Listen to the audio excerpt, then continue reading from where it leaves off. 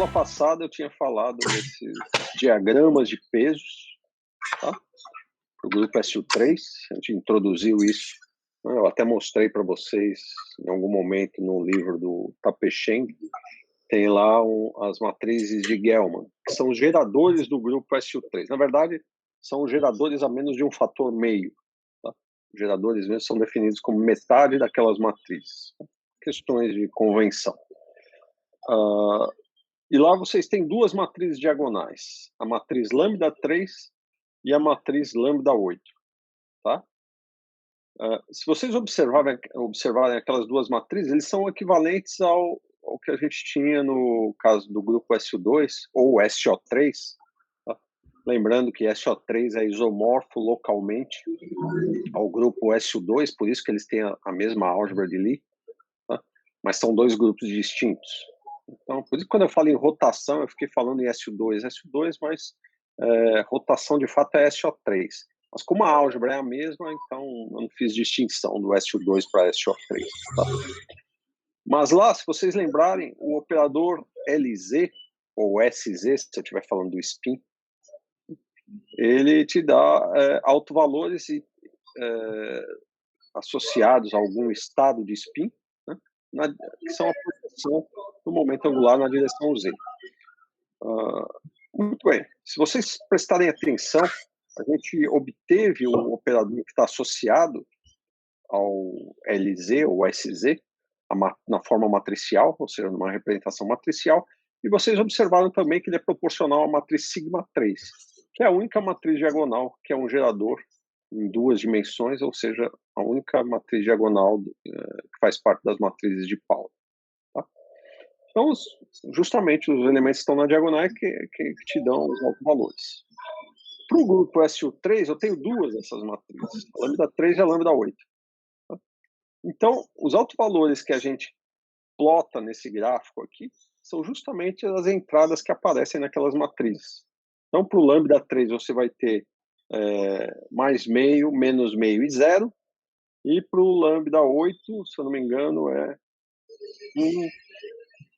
1 sobre raiz de 3 ou é 1 sobre 2 raiz de 3? Tem que olhar as matrizes de Gell-Mann. Olhem a terceira matriz na primeira linha, o lambda 3. Tá?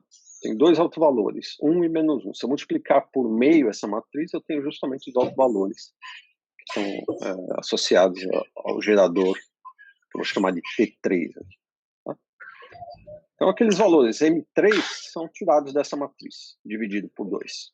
Olhem para a lambda 8, que é a última matriz que aparece nesse conjunto de matrizes. Tá? Os autovalores, se você dividir essa matriz por meio, então vão ser 1 sobre 2 raiz de 3, 1 sobre 2 raiz de 3 e menos 1 sobre raiz de 3. Tá? Então, agora vamos voltar à nossa nota de aula. Então, esses valores que aparecem aqui, né, o M é M8 e M3. Então, tem que trocar lá. Na aula anterior, eu falei que ia trocar e acabei não trocando esses índices. Deixei M8 e M3. O M8 é na vertical e o M3 na horizontal. Tá? Não confundam isso. Por quê? Porque os autovalores de M3 estão aqui. É mais meio e menos meio. Tá? O outro é zero. Por quê? Porque agora eu tenho uma matriz em 3 dimensões cujo autovalor é M3 igual a zero. Está aqui, bem na origem. Né? Que é onde eu coloquei esse quark S. Tá? Aqui eu tenho os autovalores positivos de lambda 8, que é 2 sobre raiz de 3, não é isso? Então, aqui é 2 sobre raiz de 3, é o M8, por quark D, e o M8 por quark U também é 2 sobre raiz de 3.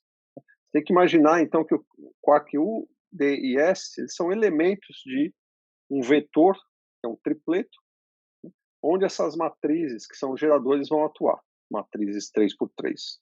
Então, quando ele bate no quark up, é o primeiro elemento da diagonal. Quando ele bate no quark down, é o segundo elemento da diagonal. E quando ele bate no quark S, é o terceiro elemento da diagonal. Então, aí fica fácil entender quem são os valores de M8 e M3 nesse diagrama. Tá? Mas não esqueça de, na hora de estudar, trocar M3 com M8 nas notas anteriores. Eu fiz um comentário lá no vídeo que eu postei, mas para quem está desavisado, o M8 é o vertical e o M3 é o horizontal. Eu falei que ia trocar e acabei esquecendo. Enfim, com essas duas representações, a representação fundamental e a antifundamental, a antifundamental é só refletir todos os valores de M3 e M8, então o quark up vem para cá, o reflexo dele está aqui, o quark down vem para cá e o quark S vai para cima. Só que agora eles serão os antiquarks, não mais os quarks, tá certo? E a gente fez o produto dessas duas representações, exatamente como a gente fez para o SU2, somando os pesos nesse diagrama. Cada pontinho desse é o que a gente chama de pesos. Aqui é um diagrama de peso, que são os autovalores dos geradores diagonais. Tá? No caso do SU2 só tinha um, por isso que a gente só somava o S3. Né? E aí tinha todos aqueles diagramas numa linha. A gente obteve, então, na aula passada, o produto da representação antitripleto com a tripleto. A gente obteve essa figura, com mais um ponto no meio que eu tirei aqui. Essa figura é o que a gente chama de octeto. Então, vocês vejam, é um octeto de mesons. Por quê? Porque estou pegando quark e antiquark. Tá? A gente viu que quem se constitui de quark e antiquark são os mesons. Então aqui está um dos octetos. O senhor falou, né, que tirava um estado daí do meio, mas, tipo, tem uma preferência ou seria qualquer um? Tipo, esse S, anti-S ou D, anti-D? Não, tem. Aqui eu só estou fazendo de maneira gráfica, tá? Eu não estou nem dando quais são os fatores multiplicativos que aparecem nessa combinação linear, porque eu não estou preocupado com isso agora, que a gente não vai usar. Para quem for usar isso no futuro, aí eu sugiro, né, a bibliografia adequada para aprender isso direitinho, ou fazer um curso na graduação, né, teoria de grupos, que é onde vocês deveriam aprender essas coisas. Mas aqui, por falta de tempo, eu não vou mostrar como é que se obtém esses coeficientes nem nada, porque é muito trabalhoso. E a gente tem muito o que falar ainda no curso, tá? Então, eu só estou obtendo as figuras para vocês enxergarem de onde aparecem aqueles diagramas que o Gell-Mann usou para construir o seu modelo a quarks, tá? Como ele identificou mesons e baryons e chegou à conclusão que se tratavam de representações de SU3.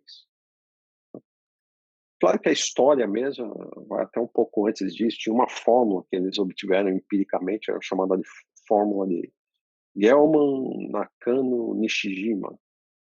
Talvez eu até apresente ela mais para frente. Mas a receita que eu dei para vocês, uma vez que vocês obtêm essas figuras, a receita é a seguinte. Tá? A figura mais externa, no nosso caso, é um hexágono. Tá? Tem 6 vértices. A figura mais externa sempre tem que ter, no máximo, um ponto em cada vértice. E à medida que você entra na figura, você aumenta, né, em um ponto. Ou seja, se eu tivesse, por exemplo, uma figura gigantesca, um hexágono, só que um hexágono com muito mais pontos na linha, né, e eu entrasse nessa figura por basicamente, o que é entrar? O que são esses passos daqui para cá, daqui para cá, daqui. Eu estou atuando com aqueles operadores que são os operadores escada. Só que agora a gente tem operadores, não são dois operadores escada, são mais, né? Eu vou ter, na verdade, são 8 geradores. No total, 2 são diagonais e 6 são não diagonais. Então, eu vou ter combinações lineares desses 6 operadores que vão ser os equivalentes aos operadores escada do SU2, ou do SO3, né, do spin. Lembra? Levantar e abaixar os estados de uma unidade de H cortado. Aqui é a mesma coisa, só que agora eu estou num plano, não estou mais numa única linha. Mas se vocês observarem, essas linhas aqui ainda são multipletos de SU2. Tá? Porque o SU3 ele tem como subgrupo o SU2. Então, quando eu quebro o grupo SU3 para SU2, vão restar o quê? Multipletos de SU2. Aqui em cima eu tenho um dupleto, aqui eu tenho um tripleto e um singleto de SU2, e aqui eu vou ter um outro dupleto, tá? Além de um singleto por SU2 também. Subgrupos estão aí. Mas como eu estou em 2 dimensões, M3 e M8, então meus operadores agora vão me levar de um estado para outro, mas nessa direção, nessa e nessas outras aqui, tá? Eu não vou nem apresentar, porque para a gente aqui não interessa. Eu vou mostrar qual é o significado físico desses camaradas. A gente vai fazer daqui a pouco. Tá? Bom, a sua pergunta é o que mesmo? Assim, à medida que a gente entra na figura, eu aumento em uma unidade. Ó, por isso que aumentou aqui, tem dois círculos. Tá? Tem um ponto e um círculo que representa, na verdade, um segundo ponto ali no centro. Tá? E, na verdade, quando eu construí isso, apareceram 3 pontos.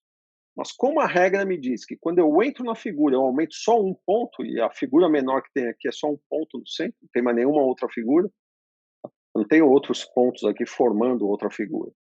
Então, é só esse ponto que aumenta em uma unidade.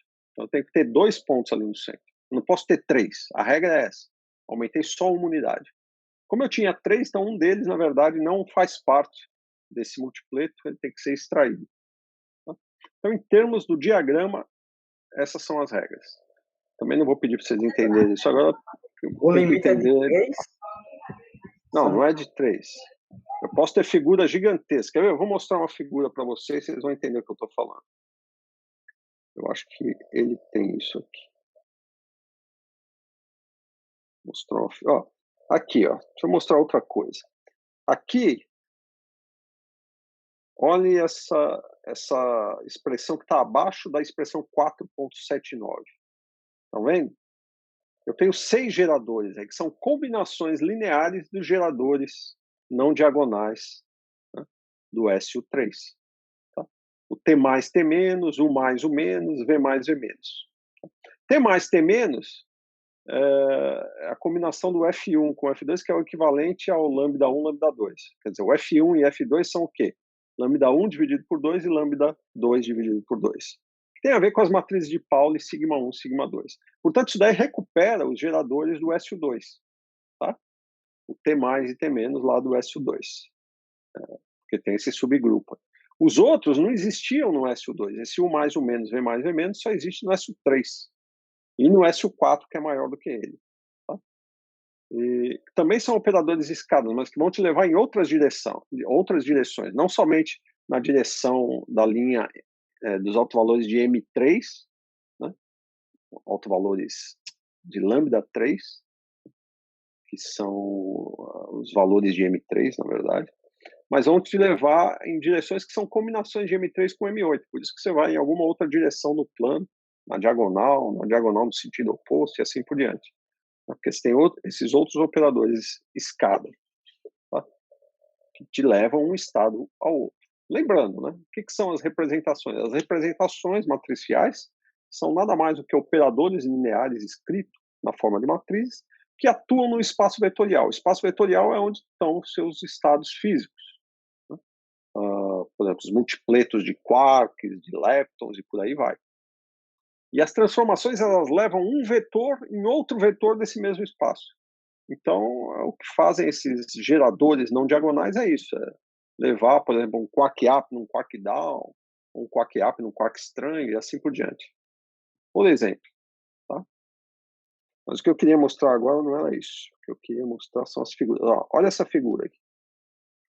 Suponha que você fez um produto de das representações e chegou nessa figura enorme. Tá? Vejam que a figura, para começar, a figura mais externa não é um triângulo.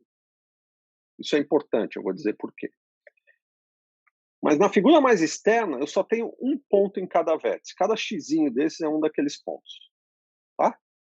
Bom, só que eu vejo que eu tenho outras figuras dentro dessa figura mais externa. Então, quando eu entro nessa figura, a próxima figura, necessariamente, cada vértice tem que ter 2 pontos. E eu verifico, cada uma delas tem realmente 2 pontos. Se eu tivesse 3, né, aí significa que as representações estão concatenadas, que tem uma representação em cima da outra. Mas como eu só tenho 2, então tá ótimo, não preciso mexer na figura. Tá? Agora eu vou entrar de novo na figura. Professor, o que o senhor está querendo dizer com a ideia de, tipo, entrar de novo na figura que o senhor está falando? O senhor está toda hora falando, tipo, vou entrar de novo aqui, pegar, entrar, e falando que conforme entra cada vez mais, aumenta a quantidade de vértices. Claro, então deixa eu ser mais claro. Já é bom perguntar mesmo quando você não entende. Você concorda que nessa figura eu tenho vários polígonos? Está meio ruim aí. Concorda? Tem um polígono mais externo, depois eu tenho um triângulo grandão mais interno e um triângulo menorzinho lá no meio. Tá vendo? Quando eu digo entrar, todos esses pontos foram obtidos pelo produto de representações, da mesma forma que eu fiz na aula passada. Tá? Obtive quantos pontos tinha. Fazia o produto e via que tinha um monte de pontos. Essa figura foi obtida assim. Tá? Não me pergunte qual é o produto aqui. Acho que foi um... é que aqui ele está escrevendo em outra notação. Não vou nem entrar nisso. Mas o que acontece é o seguinte. Se você contar o número de pontos em cada figura, você vai ter um dos múltiplos. Quando eu falo entrar, eu estou só olhando. Vamos ver qual é a figura interior depois dessa mais externa. A figura interior é um triângulo grandão. Né? Então eu saí da figura mais externa e entrei para a figura um pouco mais interna, que é o triângulo grandão. Entendeu o que é isso? Entrar não é que eu estou fazendo algo de fato. Eu quero contar os estados, eu quero, no final das contas, saber que representações estão aqui concatenadas uma na outra e saber separar isso. Tá? A gente viu que, por exemplo, o antitripleto com tripleto eu tinha um octeto e um singleto. Mas quando eu faço aquele produto, todos os estados estão lá numa figura só. Os 9 estados estavam lá. Né? Mas como eu tenho regras para construir essas figuras, essas regras me dizem se todos os estados que estão lá pertencem a uma única representação irredutível ou se tem mais representações, uma concatenada na outra. É isso que eu quero dizer. Então, entrar na figura é simplesmente vamos contar os estados à medida que eu vou entrando nessa figura que já foi construída. Entendeu agora? Entrar vamos analisar o que tem dentro da figura, vamos contar os estados que estão dentro da figura. Deixa eu fazer o seguinte, eu vou copiar isso daqui lá e vou... Não, a ideia eu entendi, mas por que o senhor disse assim que tudo bem ela ter 2 vértices quando você entra uma vez nela? Não, e por que não, considerando essa lógica de aumentar um conforme você entra uma vez, por que o triângulo do meio ele não tem 3 vértices lá dentro dele? Certo, vamos lá. Vamos colocar aqui, já que não está claro, então vamos lá. Vou colocar esse camarada aqui. Agora eu espero que fique claro, vamos ver. Certo. Eu fiz um produto de 2 representações, ou 3, sei lá quantas aqui. Tá? A partir, por exemplo, de representações fundamentais, tripletos e antitripletos. Não sei quais eles usou aqui, mas não importa. O que importa é que, fazendo esse produto, eu obtive essa figura. Então, aqui, ó, por exemplo, é um dos estados, aqui outro, e assim por diante. Tudo isso está lá. Essa aqui é a figura que eu obtive. Tá? Agora eu preciso ver que representação é essa. Né? Será que é só contar todos os vértices que eu tenho, que representação é essa? Não, não é só isso. Porque a gente viu que no caso do tripleto com antitripleto, eu tinha 9 pontos lá, e aquilo não era um noneto, era um octeto mais um singleto. Eu estou dizendo para você qual é a regra para tirar essas figuras uma de cima da outra. Tá? A regra é a seguinte: a figura mais externa, que é esse hexágono grandão, isso aqui é um hexágono. Os lados não são idênticos, mas é um hexágono. Tá? Estão vendo isso? Essa é a figura mais externa, nessa construção que eu fiz, nesse produto de representações. Nessa figura mais externa, eu só posso ter um ponto em cada vértice. Suponha que eu tivesse 2. Tá? Suponha que eu tivesse, sei lá, deixa eu desenhar aqui. Sei lá, mais um ponto aqui, mais um ponto aqui, aqui. Suponha que em todos eu tivesse mais um ponto. Tá? Vou me arrepender de desenhar tudo isso, mas vamos lá. Tá? Então, esse círculo significa que, além daquele X, eu tenho mais um ponto em cada lugar desse. Então, por essa regra, eu já sei que eu tenho mais uma figura, né? Uma figura que está em cima da outra. Eu tenho que tirar essa figura para que sobre somente um ponto aqui. Então, eu tiro, eu ficaria com uma coisa assim, sei lá. Mais essa figura sem Entendeu? E aí ficou só um vértice em cada ponto, um estado em cada vértice da figura mais externa. Pronto, agora eu estou de acordo com a regra. Tirei uma figura, ficou do lado. Mas o que acontece com esses estados? Calma. Próxima regra. Não, ele está aqui, ó. Eu não joguei ele fora, eu só coloquei, ó. Veja que tem um mais aqui. Veja que tem um mais aqui, ó. Tá? Mais essa figura. Então, todos os estados que eu tirei estão aqui.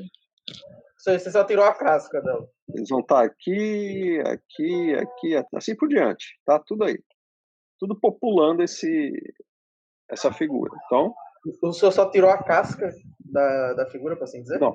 Eu tirei todos os estados que estavam a mais ali. Quando eu tiro todos os estados, eu não mexo na forma da figura. A forma da figura ficou aí. Tá? Seja lá o que você queira chamar isso daí. Os estados a mais são esses que estão duplicados aí no meio? Os estados a mais, eu falei, ó, suponha, preste atenção, suponha que eu tenho mais um estado em cada ponto aqui. Foi isso que eu fiz. Ah, tá. Ok. Tá? Como eu só posso ter um estado na figura, em cada vértice, na figura mais externa, então necessariamente eu tenho que tirar esses estados que estão a mais. Foi o que eu fiz quando eu tirei essa figura aqui.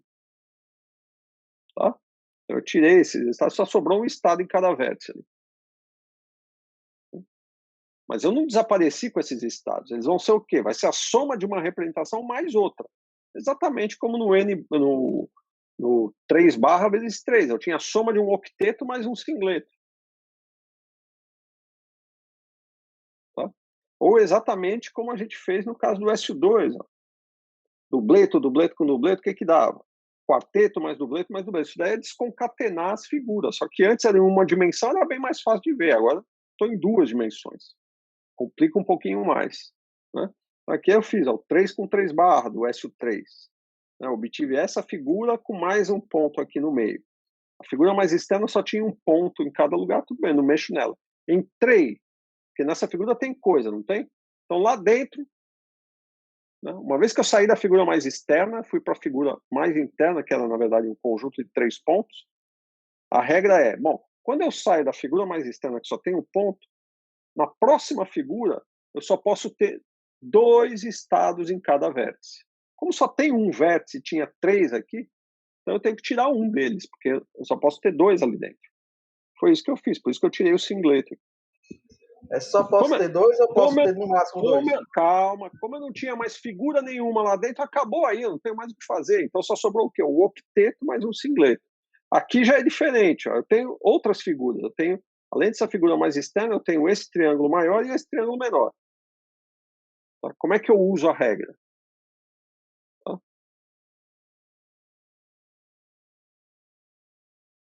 Então, eu uso do mesmo jeito que antes. Estou no hexágono mais externo, quando eu entro, aumento uma unidade em cada vértice. Por isso aqui tem 2, 2, 2. Eu já tinha, né? Se eu tivesse 3, então eu ia ver que tinha coisa concatenada, mas não tenho, só tenho 2, então está tudo bem. Porque lá dentro eu posso ter 2, porque eu já entrei uma vez a partir da figura mais externa. Tá? Então, tá ok. Todos têm 2. Todos estão perfeitos. Tá? Agora, essa figura aqui é um triângulo. Uma outra regra é, quando eu chego num triângulo, né, eu posso até ter mais triângulos ou pontos lá dentro, mas uma vez que eu cheguei no triângulo, aí eu não aumento mais os pesos a hora que eu vou entrando mais na figura. Então, cheguei nesse triângulo, quando eu entrar na próxima figura, eu não posso mais aumentar os pesos que estão lá. Ou seja, necessariamente em cada vértice eu tenho que ter 2 pontos. Como eu tenho 2 pontos, então está tudo bem. Então isso aqui, na verdade, é uma representação que eu não preciso tirar nada. Tá? Eu teria que tirar se aqui tivesse 3, né? Se aqui tivesse 3, e assim por diante. Mais de 2. Deixa eu ver se tem outra figura para eu dar um exemplo mais claro. Professor, só uma dúvida com relação a isso. Se a figura interna, no caso a segunda, quando você tirar maior, a figura interna, ela não fosse um triângulo, ela fosse tipo um quadrado, sei lá, um exemplo aleatório na cabeça. A figura interna a esse quadrado poderia ter 3 vértices, 3 termos em cada um dos vértices? Bom, quadrado você não vai obter, só vai ter triângulos e hexágonos. Tem uma razão para isso, não vou nem falar aqui. Ok, mas o hexágono pode, esse caso que eu tô falando? Pode o quê que você queria perguntar? Porque, pelo que eu vi, quando você tira a casca maior, você pode ter... Eu não sei se é até 2 ou se tem que ser 2. Eu ainda não sei dizer. Na figura mais externa... Não, na figura mais externa é 1. Na interna, tem que ter 2 ou até 2? Na próxima, necessariamente você tem que ter 2. Tem que aumentar em uma unidade. Certo. E se essa interna, ela for um hexágono, por exemplo, ela não for um triângulo, já que não... Ou seja, não é um triângulo, não obedece a essa relação de o que tem dentro tem que ter a mesma quantidade. Se fosse um hexágono, tá? Então quando eu entrar na figura que está dentro do hexágono, aí de novo eu tenho que aumentar mais uma unidade em cada vértice. Então se no hexágono eu tinha 2 estados em cada vértice, quando eu entrar na próxima figura eu tenho que ter 3. Se a próxima figura continua sendo um hexágono, na outra tem que ter 4, e assim por diante. Mas quando eu chego num triângulo, aí eu não aumento mais. Veja que eu saí daqui, cheguei num triângulo. Mas como essa é a primeira figura interna, essa daqui, é a primeira figura interna logo após o hexágono, que é esse daqui, então eu aumentei. Eu posso, quer dizer, os pesos têm que ser em uma unidade maior do que da figura anterior. Então tem que ter 2 estados em cada vértice. Ele tem, tá tudo bem. A partir daqui, como é triângulo, se eu entrar de novo, eu não vou aumentar o número de estados. Cada estado tem que ser 2 em cada vértice, porque eu já tinha 2 aqui, os próximos todos têm que ser 2. Então qualquer coisa acima de 2 é porque está concatenado. Essa é a regra. Eu não vou me perder muito nessa brincadeira, porque a gente vai usar isso muito pouco. Tá? Eu pedi para vocês brincarem, tentarem obter essas representações. Se vocês tivessem tentado, vocês iam ver que vocês iam chegar nessas figuras meio malucas, e aí vocês iam precisar saber como desconcatenar isso. Tá? Mas eu vou fazer isso hoje porque eu preciso falar dos quarks. É uma pena que vocês não fizeram, porque seria um bom exercício. Mas deu para entender qual é a brincadeira ou não? Tem a representação do hexágono. Se é hexágono, a de dentro tem que ter um a mais. Se é triângulo, a de dentro tem que ser igual à anterior. Assim como todas as outras. Exatamente. Qualquer coisa que eu entrar agora, eu não posso mais aumentar. Tem que ter o mesmo número de estados em cada vértice. É isso. Então a brincadeira é simples. Tá? Então vamos fazer... Eu construí já uma representação em que existem os mesons, está aqui. Mas existem outras, né? Eu poderia fazer agora produtos de 3 com 8 barras e assim por diante. Sei lá, posso fazer o que eu quiser. Mas quais são as representações que existem somente quarks? Então, obviamente, eu não posso usar o 3 barra, porque 3 barra tem antiquarks, como a gente viu aqui. Os quarks estão aqui na representação tripleto. Significando o quê? Que os vetores desse espaço vetorial têm 3 componentes na representação chamada fundamental. Nesse caso, os componentes são os quarks up, down e estranho. Tá? E as matrizes que atuam nesse espaço são matrizes 3x3. Quando eu faço esse produto, então, os antiquarks vão estar na antirrepresentação fundamental, ou seja, tem os números quânticos invertidos. Os números quânticos aqui são esses autovalores de lambda 8, lambda 3 dividido por 2. Portanto, mais ou menos meio para o M3, e mais 2 raiz de 3, mais 2 raiz de 3, e menos 1 sobre raiz de 3, que eu esqueci de escrever aqui. São os autovalores de lambda 8. Tá? Ok, lambda 8, lambda 3. Então essa é a representação fundamental e essa é a antifundamental. Como na antifundamental estão os antiquarks, então para escrever qualquer coisa que só tenha quarks, tem que usar só a representação fundamental, só tripleto. Tá? Por isso que eu perguntei para vocês quanto que vale isso, quanto que vale isso. Então vamos fazer. com isso a gente vai, acho que, tirar as dúvidas restantes. E eu só vou fazer isso por SU3 pelo seguinte, porque isso é muito trabalhoso para qualquer outro grupo e para representações maiores. Existem métodos mais simples que envolvem tensores e para qualquer grupo, mas eu não tenho tempo de apresentar isso aqui, por isso que eu estou mostrando um atalho, né? A cor. A cor é representada por um grupo SU3, coloco o Czinho aqui para lembrar que tem a ver com a cor. Esse grupo é um grupo de simetria que vai descrever as interações fortes, né, enquanto teorias de calibre. Teorias de calibre são associadas a transformações contínuas, contínuas que eu quero dizer no sentido de ser diferente das discretas, né? Então, o grupo SU3 é um grupo de transformações contínuas. Só que mais do que isso, os parâmetros desse grupo, lembra que eu falei, o parâmetro do SO2 era um ângulo θ, por exemplo. Θ pode ser simplesmente uma constante ou pode ser um objeto que depende das coordenadas do espaço-tempo. Tá? O SU2, o SO3 tem 3 parâmetros. Eu chamei de alfa-I, alfa-1, alfa-2, alfa-3. Quando esses alfas são constantes, a gente chama o grupo de transformações globais. Quando esses parâmetros, alfa-1, alfa-2, alfa-3, dependem das coordenadas, a gente chama de um grupo de transformações de calibre ou de gauge. Esse vai ser o grupo SU3. Mas eu não vou me preocupar com isso agora. Quando a gente falar de teorias de calibre, vai ficar claro o que eu quero dizer. Mas só para mencionar. Então, suponha que eu tenho as 3 cores aqui. E as cores, deixa eu ver como eu associei no meu diagrama. Associei o seguinte. Um tripleto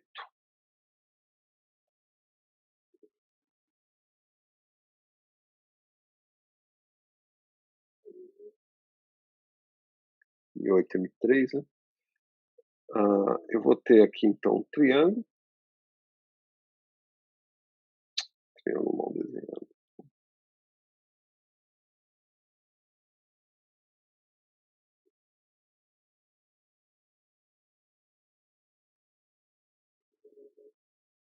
Acho que melhorou. Um triângulo.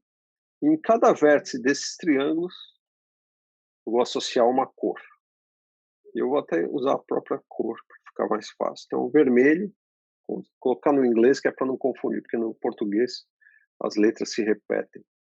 Só por isso. Eu sou um anglófilo. Verde. Finalmente, o azul. Então, cada vértice aqui é uma cor diferente. Verde, vermelho e azul. O que significa isso? Bom, isso é só um jeito de representar, né? Na verdade, isso são vetores. Como eu estou falando do grupo SU3, as cores são vetores com 3 entradas. É um vetor no espaço tridimensional. Red, green, blue. Tá? E as matrizes que atuam nesse espaço vetorial são combinações lineares dos geradores do grupo SU3. Ou seja, as matrizes lambda de Gell-Mann dividido por 2. Mas vocês já sabem lidar com o produto de representação tripleto de SU3. Aqui a única coisa que eu mudei é que, em vez de colocar os quarks nos vértices, eu coloquei as cores. Tá? Cada quark vai ter 3 cores. Então vamos lá. Essa é a representação fundamental.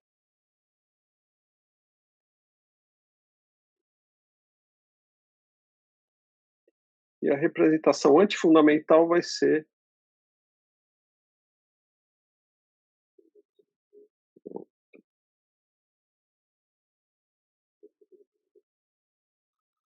mais ou menos assim, né?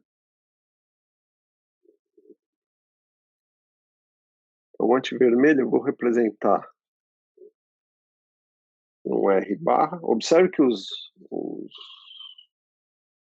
autovalores de lambda 8 e lambda 3 sobre 2 refletido significa que eles são os opostos do que eram do vermelho. Tá? O antiverde é a mesma coisa. E do anti-azul são os opostos do azul. Essa barra é para dizer que é a anticor. E aí eu quero o produto dessas representações. A gente já sabe o que vai dar. Uma representação tripleto com antitripleto vai dar o quê?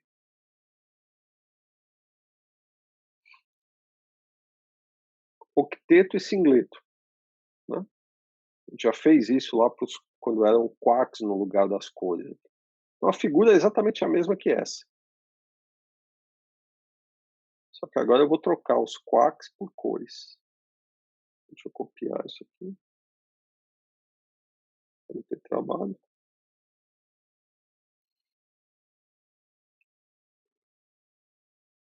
Então o resultado do produto dessas duas representações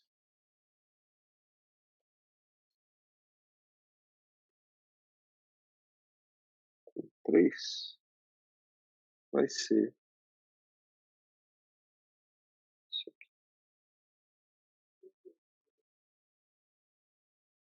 Só que agora eu apago. Os quarks daqui não são mais quarks e antiquark, mais cor e anticor.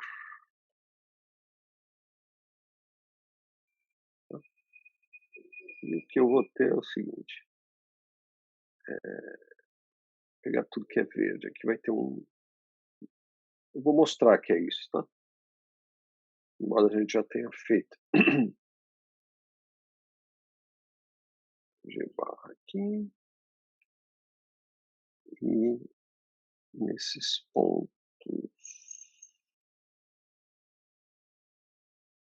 aqui eu vou ter o seguinte.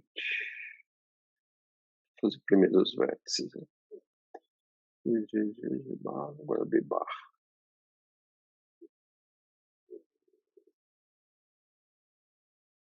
Vou ter B barra aqui, B barra aqui, B e B. B. E o R barra. R barra aqui, R barra aqui, R aqui, R aqui. No centro, né, eu vou ter dois estados, um deles vai ser RR barra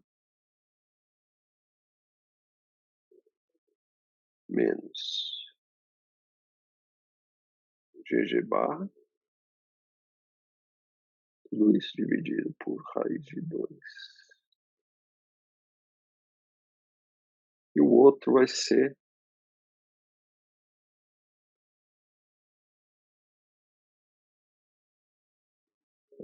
três CRR barra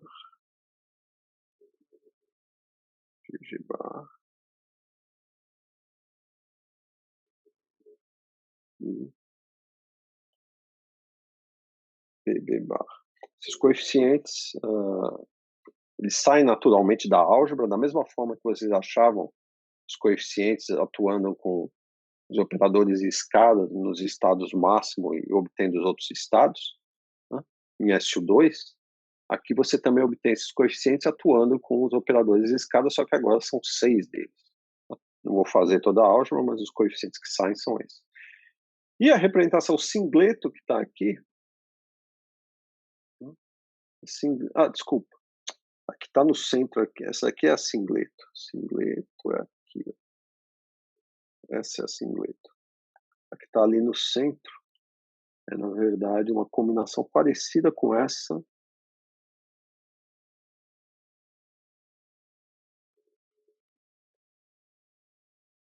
Só que com coeficientes distintos. Deixa eu acertar os coeficientes. RR barra, só que o GG barra aparece menos 2 vezes BB barra e o raiz é raiz de 6.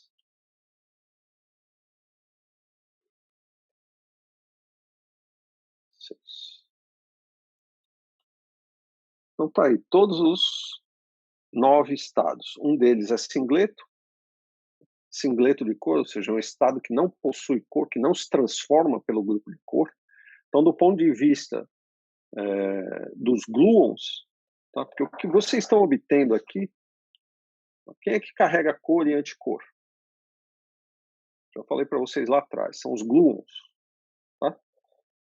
Só que um gluon que carrega uma combinação de cores que é nula, ou seja, uma cor que não se transforma, ele não tem cor, então isso não é um gluon, ele não está associado à interação forte. Então a representação singleta aqui para a gente não significa nada. Embora ela seja essa combinação, não significa nada. Diga. Agora está fazendo muito mais sentido. Eu não sei se você lembra quando a gente comentou logo, quando o senhor apresentou pela primeira vez essa questão de ter 8 gluons e tal, que eu fiquei meio sem entender, mas agora, nesse contexto, já faz bem mais sentido de porque são 8, dessas combinações, né? Você já teve oportunidade agora de entender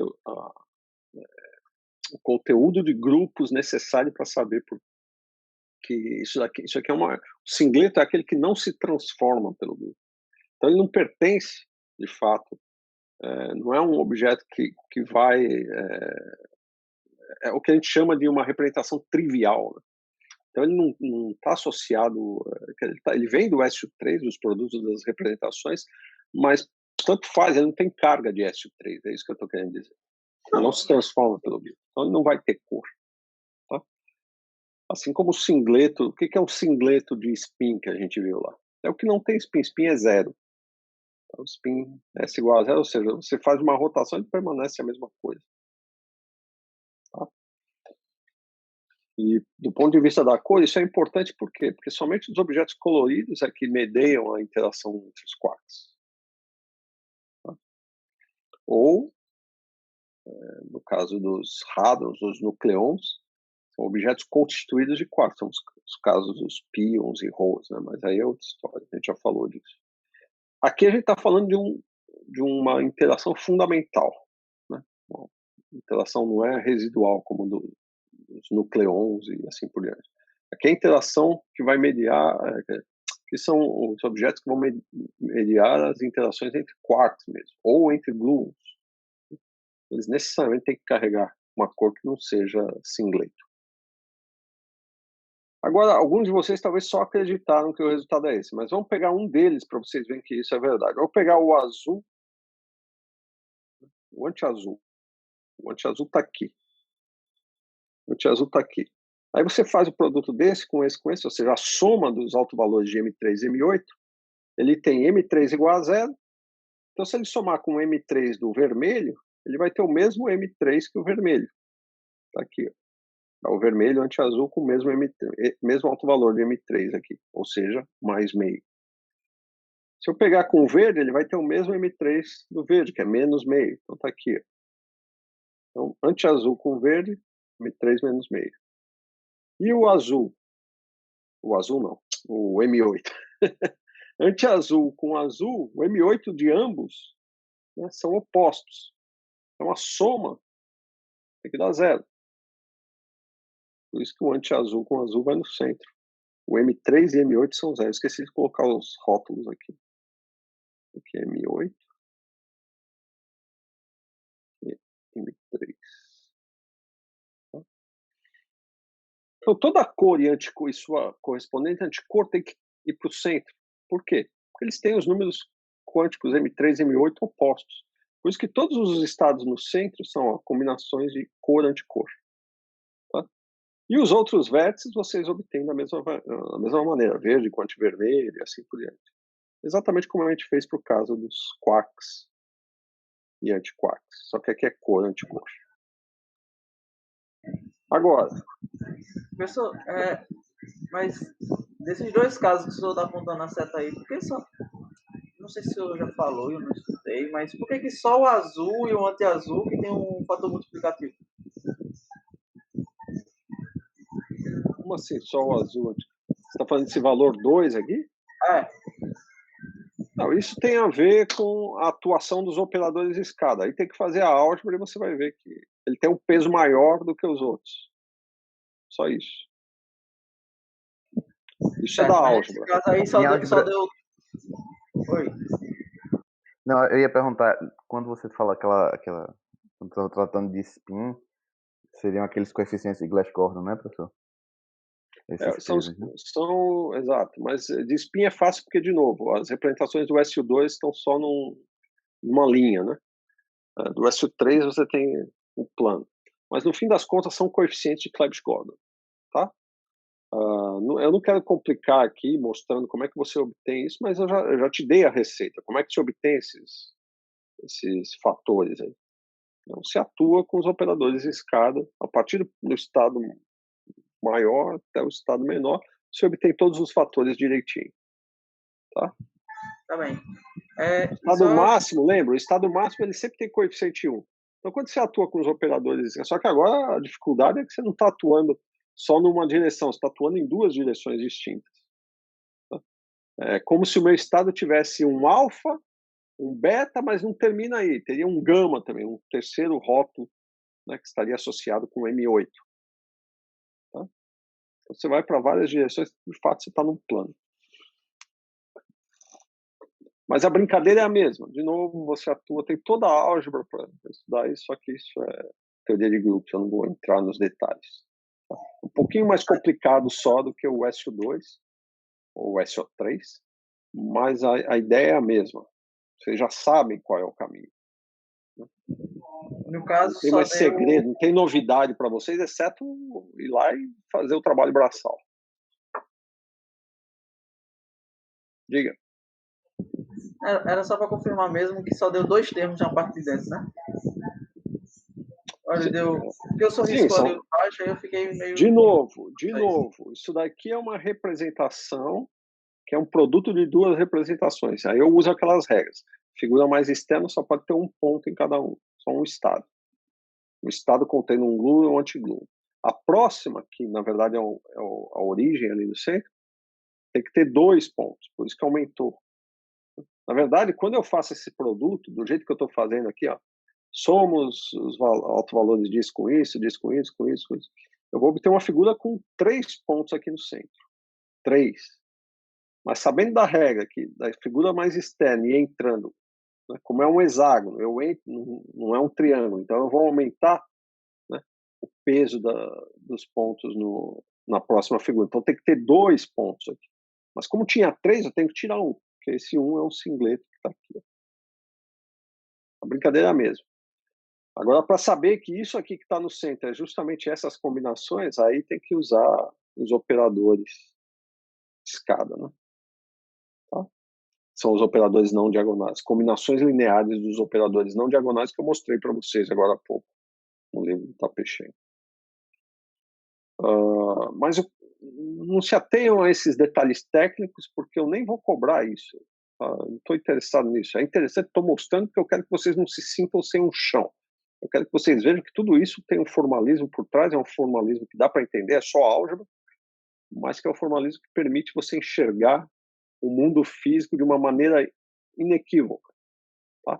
Por que baryons tem 3 quarks e mesons tem que ter quark antiquark? Vamos lá? Bom, eu já vou justificar por que os mesons têm que ter quark e antiquark. Ou pelo menos existe uma coisa que tem quarks e antiquarks que a gente chama de mesons. Olha aqui esse produto, 3 com 3 bar. Lembra dos quarks UDS? Também é um tripleto, só que é um... Quando eu falo UDS como um tripleto, quando eu falo de cor como um tripleto, são 2 grupos diferentes. Os 2 grupos são SU3, mas um está representando o que a gente chama de sabor, o outro está representando o que a gente chama de cor. Não tem nada a ver um com o outro. Tá certo? Esse grupo aqui é o grupo de sabor, é SU3, eu posso até colocar aqui.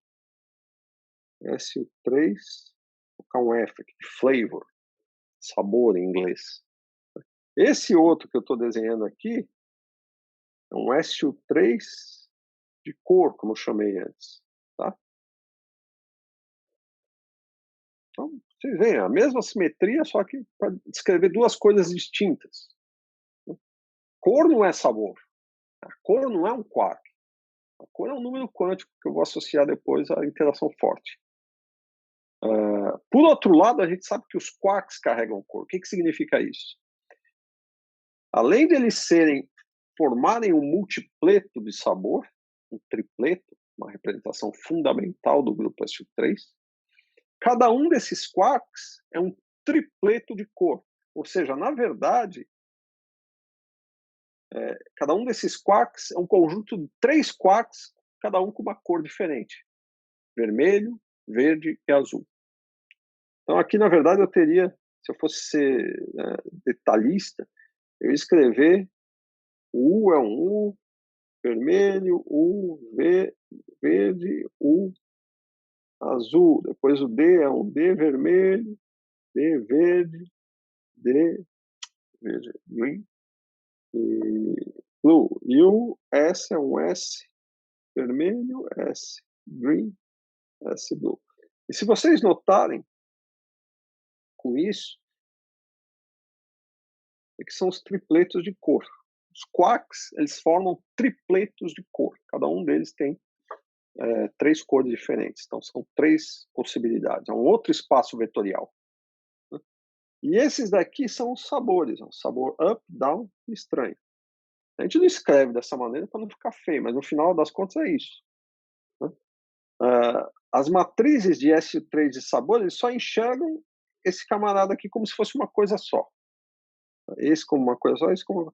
Os SU3 de cor, eles enxergam cada um desses aqui separadamente. Eles não olham para o sabor, eles olham para as cores. Então, eles atuam aqui, nesses vetores. O SU3 de sabor atua nesses vetores compostos. Complica, né? É complicado, eu sei que é complicado. A primeira vez que vocês estão vendo isso, eu acho. Mas você não pode confundir. SU3 de sabor é uma coisa, SU3 de cor é outra. E a única maneira que eles se comunicam é simplesmente no fato de que os quarks, cada um deles, são um tripleto de cor. Mas são 2 espaços distintos. O que isso significa? Significa, a bagunça é grande, que quando eu falo de sabor, então aqueles geradores que não são diagonais, quando eu faço combinações lineares, né, que levam um estado no outro, eles vão comunicar um quark up com um quark down com um quark stand. Então ele vai daqui para cá ou daqui para cá. Em outras palavras, ele pega um desses quarks aqui, não importa qual é a cor, e leva para outro quark, né, nessas outras posições. Então daqui vem para cá ou sai daqui e vem para cá. Quando eu estou falando dos geradores de sabor. Quando eu estou falando dos geradores de cor, ele pega um quark up e muda para um azul, um verde, ou um quark verde e muda para o azul. Ele não muda o sabor. Entendeu? Cada um deles atua em espaços diferentes. Tentem mastigar isso, tá? E aí vocês vão entender que quando eu faço um produto, né, no espaço de sabor de um quark com um antiquark, necessariamente eu estou juntando um quark de uma cor com um quark com alguma anticor. Tá? Então, em termos das cores, eles vão estar nesses multipletos aqui. Então, esse produto quark com antiquark, ele vai misturar, por exemplo, pega só os quarks up com anti-up. Né? É como se aqui eu tivesse um segundo rótulo, deixa eu colocar aqui numa outra cor, deixa eu ver qual. O rosinha. Então, aqui é como se fosse um quark up de cor anti-azul, quark up de cor anti-vermelho, um quark up de cor, na verdade, um anti-up, né? Cuja cor é essa. E aqui, os quarks up de cor verde, up de cor vermelha e up de cor azul. E aí, quando eu faço essa brincadeira, como tudo é up, eu não vou ficar me preocupando em, aqui é um up e anti-up. Estou preocupado só com a cor, é uma cor e uma anticor. Mas, na verdade, isso aqui é um up, anti-up de cor verde anti-azul. Isso aqui é um up, anti-up de cor, e assim por diante. Vermelho e anti-azul.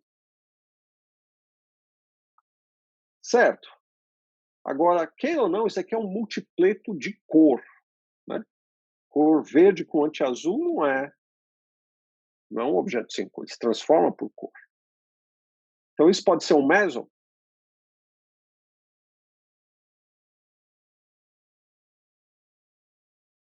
toda essa combinação de up com anti-up. Todos os vértices aqui são up com anti-up, só que com essas cores que estão aí. Essas combinações de cores. Eu pergunto, o meson pode estar no octeto de cor?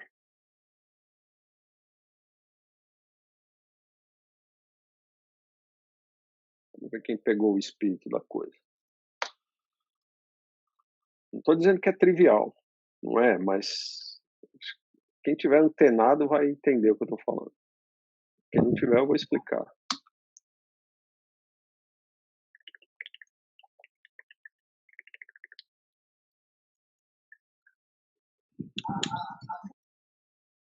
Esse silêncio sepulcral me preocupa muito. Rapaz, eu ia dizer que não tem como ele pegar a característica de cor, mas eu tô meio incerto de dizer isso. Diria que não tem como, já que você tá pegando tipo, dois grupos inversos e somando eles entre si.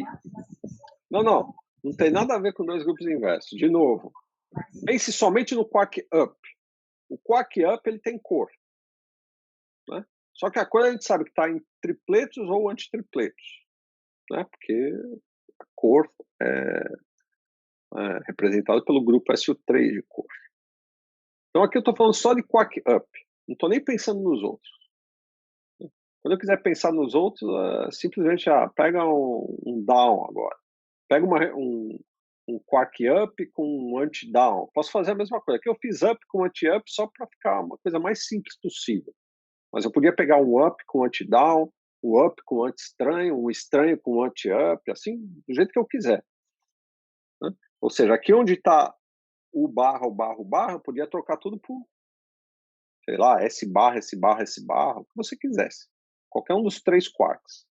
Só que aqui eu não estou representando o quark, estou representando um anti-quark e as cores possíveis dele. Como é um tripleto de cor, cada quark está num tripleto de cor, então um vai ter um anti-azul, outro anti-verde e outro anti-vermelho.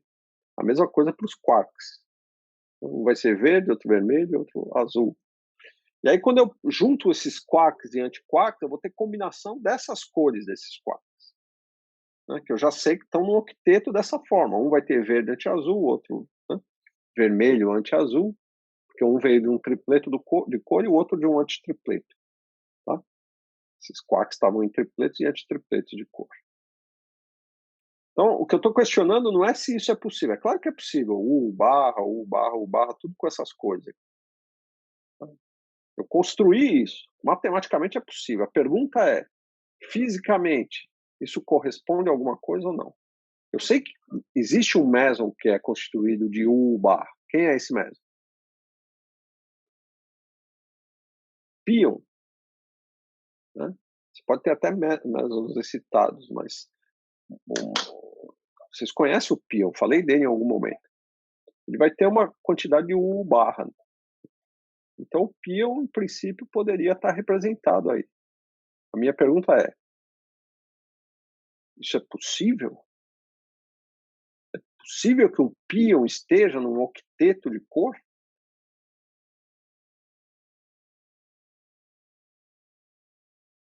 Bom, como ninguém responde, eu sei que vocês estão... Eu diria que não, porque ele não é... Ele não pode estar no octeto de cor, porque a gente consegue observar os pions. E se um objeto é de cor, a gente não consegue observar. Perfeito! Era isso que eu queria ouvir. Tá? Então, embora isso seja uma representação matemática muito boa,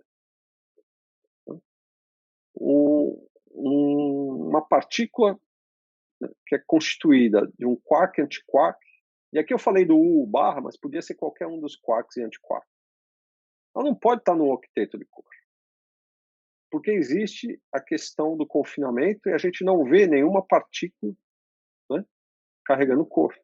Tudo que a gente vê não possui cor. Tá? É a hipótese do confinamento. Então, tudo isso que eu construí aqui para o octeto não serve para descrever nenhum meson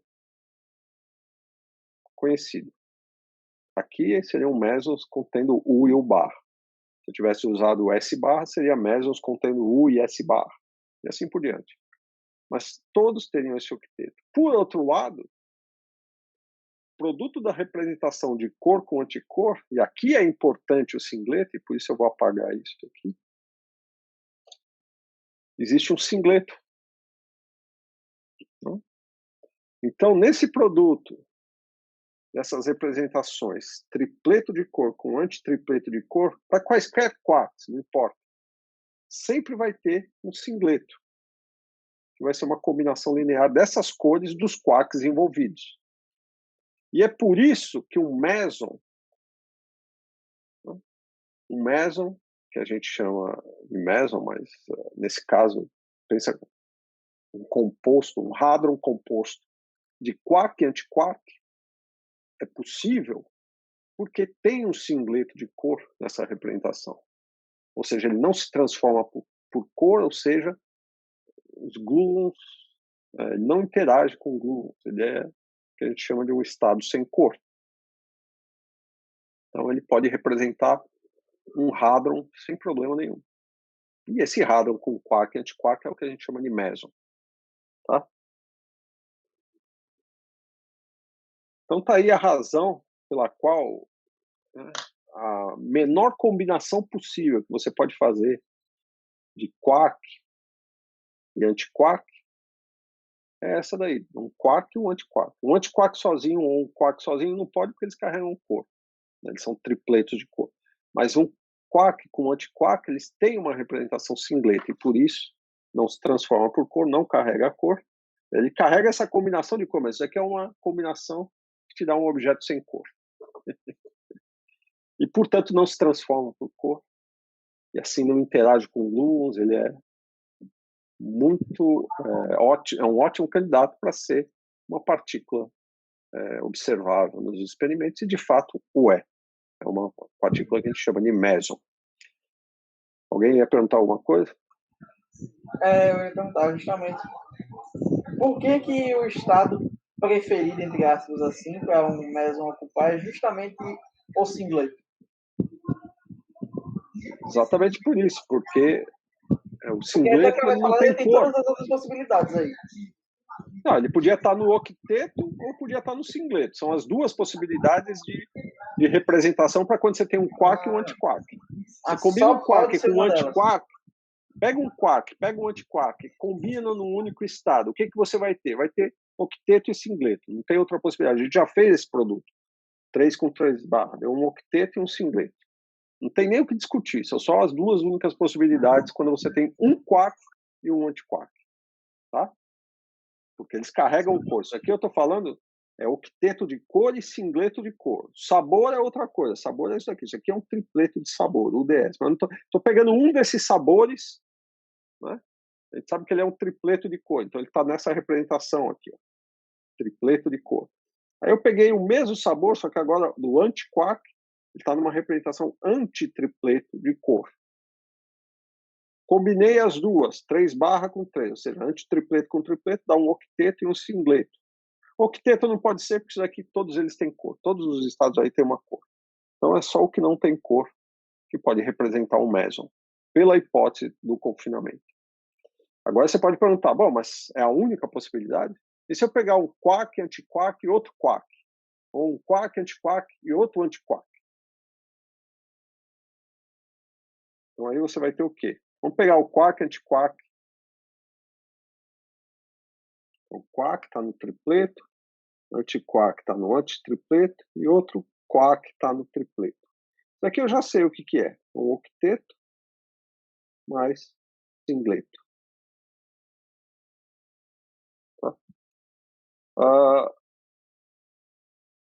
Octeto com tripleto, então eu tenho que fazer agora o produto dessas. Eu tenho que pegar o octeto com tripleto, eu não vou fazer isso. Tá? Mas vai dar representações maiores. Né?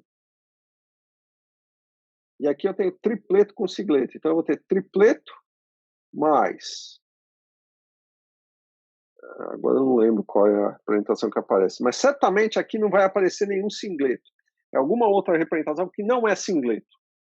Então, se não tem singleto de cor, quando eu tenho quark, antiquark, quark, significa que eu não posso ter um objeto constituído desses três camaradas. Tá? Quanto que dá o tripleto com o octeto? Eu acho que vai dar... Então, daqui não tem singleto. Então, se isso não me dá o singleto, eu não posso ter um estado constituído de quark, antiquark, quark. Tá? Faz a mesma coisa com antiquark, antiquark, quark, você vai ver de novo que não vai ter um singleto. Aí você faz... O próximo que eu posso fazer é esse, é quark, quark, quark. Ou antiquark, antiquark, antiquark.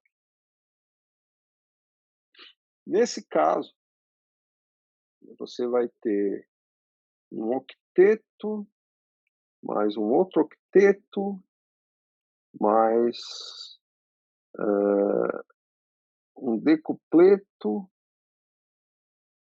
mais um singleto. 8, 8, 16, 26, 27. Tá? Aqui, ó, tem um singleto.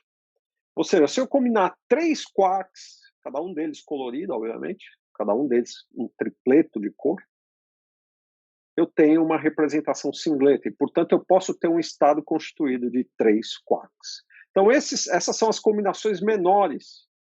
Né? Quark, antiquark e quark, quark, quark. Ou antiquark, antiquark, antiquark. Né? Um sendo bário, o outro antibário. É por isso que isso daqui me dá o chamado bário. O bário é aquele que tem 3 quarks. Quark, quark, quark. O meson, que é o que a gente obteve aqui, que está no singleto, né? Ele é o quark antiquark. São as menores coisas que você consegue construir com tripletos e antitripletos. Agora você pode construir coisas maiores envolvendo quark, antiquark, quark, quark, quark. Ou quark, antiquark, antiquark, antiquark, antiquark. Ou quark, antiquark, quark, antiquark, que são os tetraquarks, pentaquarks, mas aí já são estados muito mais pesados, nada estáveis. Então, os estados mais ou menos estáveis que você consegue, claro que os mesons decaem, os baryons também decaem, mas eles vivem mais do que esses estados maiores. Os mínimos estados são esses. Quark, antiquark, constituindo os mesons, e quark, quark, quark, constituindo os baryons. Compreenderam por quê? É a cor que é responsável por ditar, né, por que hadrons são constituídos basicamente de quark, antiquark e quark, quark, quark. Ou antiquark, antiquark, antiquark. Provavelmente sim, é só abrir essas contas aí mesmo. Você tem que acreditar, é por isso que eu falei, faça, eu pedi para vocês fazerem isso daqui em casa. É trabalhoso, mas vocês vão chegar nisso daqui. Ó. Vocês vão chegar num monte de pontos, essas figuras estão todas concatenadas, mas usando aquela regrinha que eu falei para você, você vai conseguir separar num octeto, outro octeto, um decupleto e um singleto. Sim, é claro, eu não vou insistir, né, para vocês aprenderem a usar tableau de Young, nada disso. Tem todas umas tecnicalidades em teoria de grupos que são interessantes para você obter essas... Isso aqui são as dimensões de cada uma das representações irredutíveis do grupo SU3 a partir de representações fundamentais e antifundamentais. Então, você tem técnicas para obter isso. Aqui eu estou fazendo diagrama porque ainda é possível fazer o diagrama e é o modo mais rápido de apresentar isso para vocês. Mas eu poderia ensinar, por exemplo, o método tensorial. Aí você usa só tensores simétricos, antissimétricos, constrói todas as representações. Tem o método usando os diagramas de Young, né? Os famosos tableau de Young. Esse daí você tem, acho que, um pouco descrito lá no Tapechen Li Fongli. Mas eu não sugiro entrar nisso agora. Para você estudar em teoria de grupos, aí vale a pena se aprofundar no estudo. E o que eu fiz aqui foi a construção dos diagramas de peso, que é importante nas álgebras de Lie a partir dos geradores não diagonais. Tá? Os geradores diagonais só te dizem quem são cada um desses pesos. Né? Ou seja, são os autovalores de lambda 8 sobre 2 e lambda 3 sobre 2. Ou seja, M3 e M8. Tá? O SU4, você vai lá no Particle Data Group, você ainda encontra aquelas figuras tridimensionais, mas aquilo é só pictórico, porque, na verdade, o SU3 ainda é uma simetria relativamente boa para sabor, né? Quando você constrói aqueles diagramas com todos os quarks formando hadrons, né, de maneira geral. Mas a verdade é que a simetria ela começa a perder um pouco sentido quando você vai para SU4 e SU5, porque os quarks começam a ficar muito mais pesados. E a diferença de massa é tão grande que implica que não existe de fato essa simetria, é um exagero. Você ainda pode desenhar aqueles diagramas, né? Pode classificá-los com seus números quânticos, mas não é já mais uma simetria, uma boa simetria. Tá?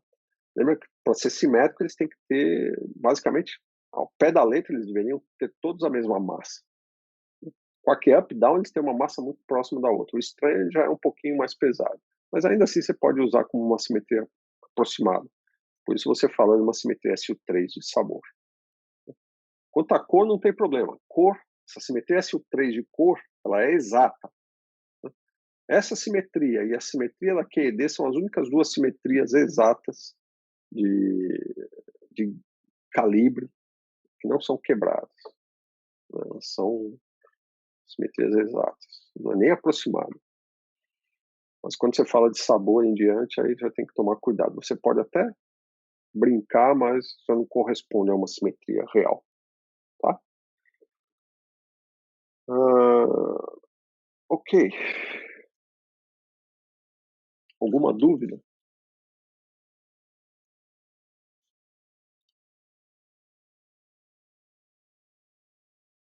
Acho que o que eu prometi para hoje era isso, né? As representações de SU3, representações irredutíveis, os diagramas de peso do SU3. Do SU2 a gente já falou na aula passada. A simetria de cor, que eu acabei de falar agora, e o porquê dos hadrons serem constituídos dos quarks, né, da maneira que são. Se está tudo entendido até aí, então vamos entrar um pouco mais a fundo na simetria de sabor. Tá? Depois, simetria de sabor, simetria de isospin. E a partir disso, a gente vai descrever muitas propriedades dos mesons e dos baryons usando essa simetria.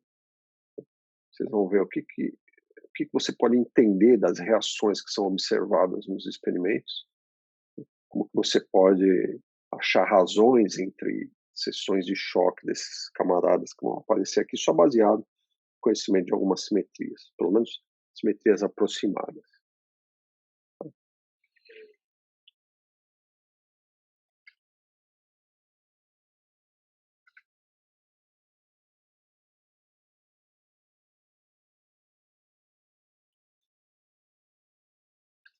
Isospin, só que aqui eu vou falar do isospin forte. Tá? Tem isospin fraco, mas isospin fraco fica para outra oportunidade. Tá? Bom, de acordo com Heisenberg, você sabe que estados degenerados em energia, né, correspondem aos múltiplos. Tá? Ou, no caso do momento angular, estados degenerados no valor do momento angular, do alto valor de L quadrado, constituem os múltiplos. Vamos pensar, e essa também foi a ideia do Heisenberg, no próton e no nêutron. Próton e nêutron. Tá? Se vocês considerarem a massa do próton, aproximadamente 938 MeVs, um pouco com exatidão, não com os erros, mas um pouco mais de exatidão. Milhões de eletronvolts. É a massa do nêutron. Aqui eu já estou falando o C quadrado igual a 1. Tá? 937. 37 não, 39. 139,57 MeV. Então você vê que o nêutron é um pouquinho mais pesado do que o próton. Não muito, mas um pouquinho. Eles têm quase a mesma massa.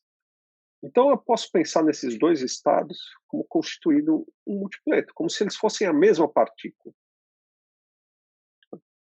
Então, a gente costuma chamar isso daqui, não de próton e nêutron, mas de nucleons. Quer dizer, eu tenho um nucleon que eu chamo de próton, outro que eu chamo de nêutron, serão dois estados de uma mesma partícula. Assim como eu tenho spin para cima e spin para baixo de um elétron, é como se aqui fossem dois estados de uma única partícula.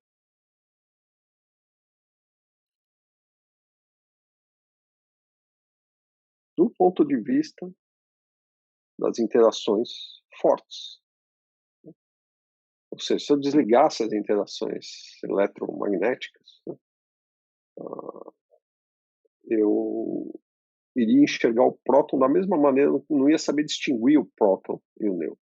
Eu distingo porque existe a interação eletromagnética e eu sei que o próton tem uma carga positiva e o nêutron é neutro. Né? Ou seja, sempre está demorando para abrir essa caneta aqui. Eu posso chamar o nucleon como se fosse um vetor com duas entradas, né? Onde o próton seria o vetor 1, 0 e o nêutron vetor 0, 1. Ou então o nêutron igual a Pn. Bom, olhando para isso, você já sabe que tipo de simetria eu posso associar ao próton e ao nêutron, ao nucleon. Qual que vocês escolheriam? Vamos ver. Vamos chamar essa simetria com um nome apropriado, tem uma razão para isso. Mas que simetria que vocês escolheriam para descrever o próton e os nucleons sob interações fortes?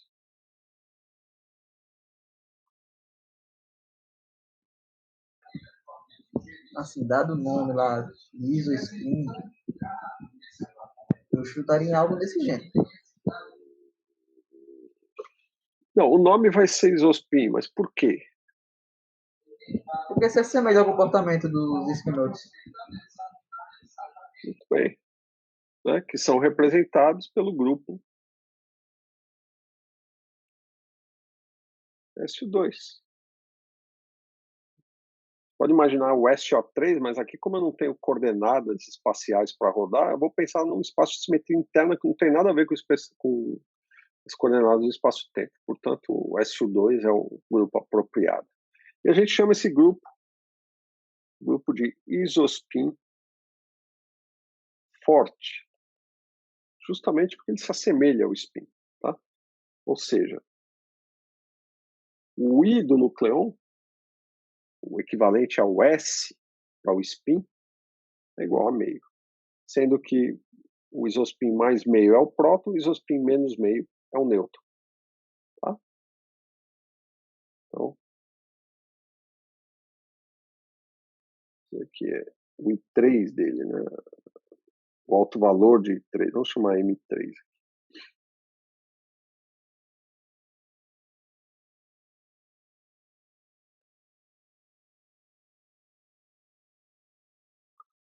Então, aí, a gente costuma dizer também, chamar isso aqui de I3. Tá? O I3 do próton é mais meio, e I3 do nêutron é menos meio. Isospin. Terceira componente de isospin. Em outras palavras, o que o Heisenberg está dizendo é que as interações fortes elas são invariantes por rotações num espaço interno, que é o chamado espaço de isospin forte. Tá? Que é uma simetria, é bom ressaltar a simetria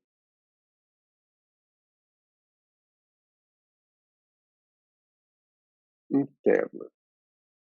Esse nome surge só para diferenciar das simetrias que vocês viram até acho que esse momento, que são simetrias do espaço-tempo. A simetria de Lorentz, Poincaré, tudo que vocês já viram, acho que se tratava de simetrias do espaço-tempo. Né? Aqui não, aqui é um espaço maior. É um espaço que, se você pegasse a sua função de onda para descrever um próton, por exemplo, você ia ter uma parte que descreve a parte espacial, x, y, z, né? ou separar isso numa parte angular, numa parte radial. A parte de spin, que a gente costuma separar disso também, então ia ter um produto de funções de onda, e ia ter uma parte de isospin, quer dizer, como se fosse uma terceira parte, uma parte adicional da função de onda associada ao isospin. Tá? Lembrando que os diferentes operadores atuam cada um num espaço diferente. Os operadores de rotação, de translação e tudo mais, eles atuam na parte do espaço-tempo. Enquanto os operadores de isospin vão atuar somente na parte da função de onda relativa a isospin. Uma outra maneira de escrever esses camaradas, então aqui eu estou enchendo vocês de notação só para vocês verem as diferentes formas de escrever um próton e um nêutron.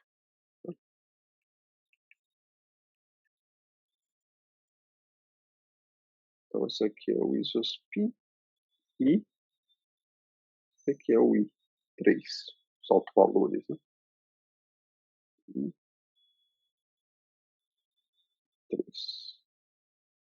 Não os autovalores, mas os rótulos que vão levar aos autovalores que vocês conhecem. Tá, esse é o próton e o nêutron. Existem mais estados que eu poderia escrever como estados de isospin que não são o próton e o nêutron? Vocês lembrarem da proposta de Yukawa, prótons e nêutrons interagiriam fortemente através da troca de pions. Então eu posso imaginar que os pions talvez pudessem ser escritos com estados de isospin. Mas aí, lembra, eu tenho 3 pions. 3 pions estão associados a esse grupo de simetria interna de isospin. Vamos focar aqui os pions. Só que são 3 deles. Então não pode ser isospin igual a meio. Teria que ser o quê? O I do pion seria quanto? 1. Uma representação tripleto do SU2, né, de isospin. Tem 3 estados. Tá? Sendo que... Ops.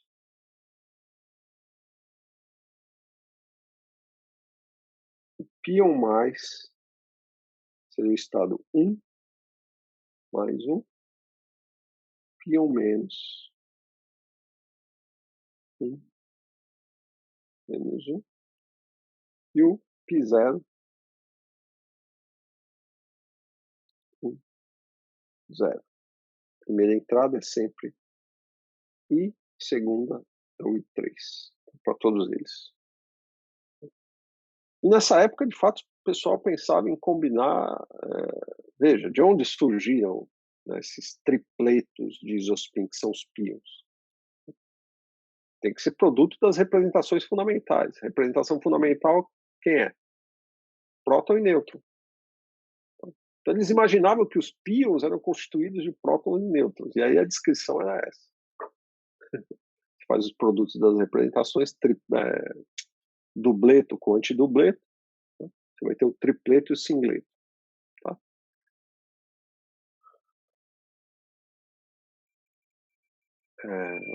Outra partícula que você pode pensar, bom, você pode pensar em todos os hadrons como sendo algum isospin diferente ou semelhante ao dos prótons e nêutrons, dos nucleons, só que com massas muito maiores. Mais um só para preencher esse quadro. Eu vou falar de 2 aí. A partícula lambda, que é um bário, cujo isospin vai ser isospin 0, ou seja, ele não se transforma por SO2, ele seria o singleto na representação de isospin.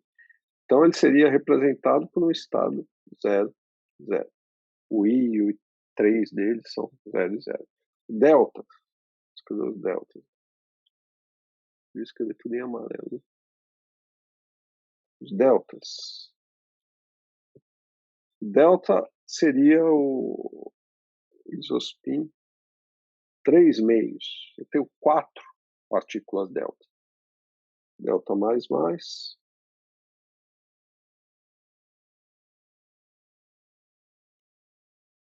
delta mais 3 meios mais meio, delta 0, 3 meios menos meio. Aqui é tudo isospin. E finalmente o delta menos 3 meios menos 3 meios. Que, de novo, é o produto das representações fundamentais. Né? Só que agora, se você pegar uma representação tripleta com uma dupleta, você vai obter um quarteto, né? A gente viu isso, acho que foi a aula passada, ou retrasada, não me lembro. A gente obteve uma delas, era uma representação no caso lá era spin 3 meios, a representação quarteto. Aqui é isospin 3 meios. Então é tudo muito semelhante ao que você já viu. A álgebra do SU2 é a mesma, não mudou nada. A única coisa que mudou é que eu associei agora um outro número quântico associado com um espaço de simetria interna, tá? Que é o isospin. E se vocês olharem bem, existe lá aquele diagrama de pesos, quando você faz... Hoje a gente sabe, né? Na época eles não sabiam ainda dos quarks. Mas quando você faz as representações, o produto das representações do SU3, você obtém aqueles, acho que é decupletos, sextetos e tudo mais, onde estão os bárions. E esses deltas, eles estão numa linha, que é a linha top, que forma aquele triângulo da representação decupleto. É decupleto, né? É um decupleto de bárions. Né? E cada linha, lembra? Cada linha de SU3, quando você tem aqueles eixos M8, M3, cada linha é uma representação de SU2. Tá? Foi isso que o Gell-Mann notou. Então, na época, o Sakata também, que era um japonês, na época você ainda não tinha noção dos quarks, mas você já observava esses padrões e pensava em termos de um número quântico chamado isospin. Tá? Até tentar dar uma explicação mais fundamental para isso tudo, pensando em quarks. Mas antes disso, você podia pensar unicamente em termos de isospin. Então, você está vendo que isso daí são múltipletos de isospin meio. Então, você agrega isso numa única figura, aí você vai ter um múltipleto de um grupo maior, SU3, quando você pensa. Né? Teria que pensar numa outra, mas quem seria essa partícula em termos de hadrons? Eu não sei. Por isso que o modelo Aquarks ele veio a calhar, porque no modelo Aquarks você tem, né, de fato, 3 partículas, o quark up, down e estranho, formando um tripleto de sabor. Então você pode associar isso, não um grupo SU2 de isospin, mas um SU3 de sabor, e construir aqueles multipletos grandes onde estariam contidos esses multipletos de isospin. Tá? Que mais? Sim, de novo, né? Exatamente como no caso de spin, a multiplicidade dos estados é 2 vezes o isospin mais 1. Tudo semelhante, só muda o nome.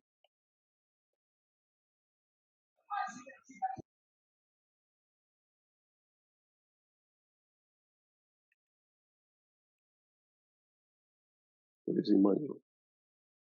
Tá? Alguma dúvida até aqui?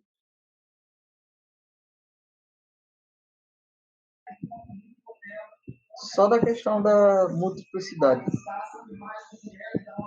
Multiplicidade, quer dizer, quantos estados, né, estão contidos em cada um dos multipletos.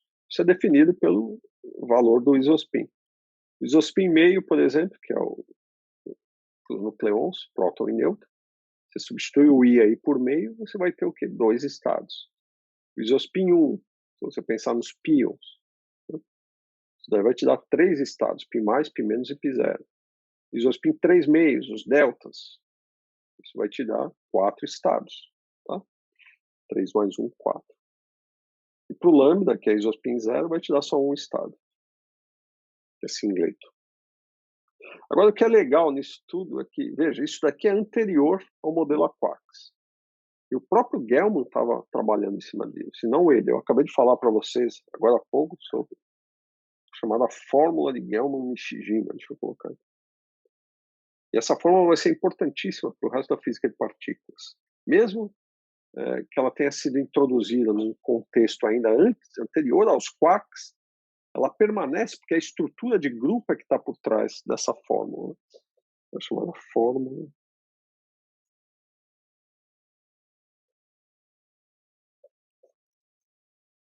Tem gente que chama de Gell-Mann-Nishijima, tem gente que chama de Gell-Mann, Nakano, Nishijima. São dois japoneses que, independentemente do Gell-Mann, chegaram, observando esse espectro de hadrons, chegaram a uma expressão para a carga elétrica em função desses outros números quânticos. Então, você tem a carga elétrica, ela é dada pelo seguinte: a terceira componente de isospin da partícula que você está falando, tá? Mais metade, que é uma soma de números quânticos, eu vou colocar somente dois deles, tá? É número bariônico, estranheza, depois tem o charme, mas aí começa a perder um pouco de sentido. Ela continua válida, mas não é interessante para a gente, porque aí a gente já vai entrar no modelo Aquax, e o modelo Aquax é muito mais poderoso nesse sentido. Esse Q é a carga elétrica da partícula. Então, cada partícula tem sua carga elétrica determinada por essa expressão. Eles viram que, quando eles observavam as propriedades das partículas, eles podiam associar todas essas partículas, né? Tinha um padrão por trás disso que tinha a ver com esses números quânticos. O isospin, terceira componente do isospin.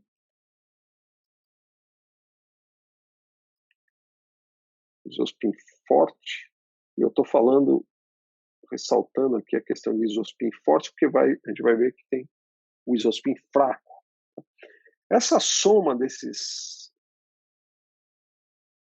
altos valores desses números quânticos é a chamada hipercarga